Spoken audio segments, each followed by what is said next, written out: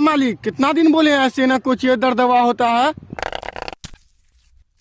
मालिक हमको ये अटवा में कहे नहला रहे हैं। कुछ पकौड़ी बनाने का प्लान है का? मालिक ई का आप तो हमको एकदम पकौड़ी नहीं कटकटी बना दिए हैं, कटकटी।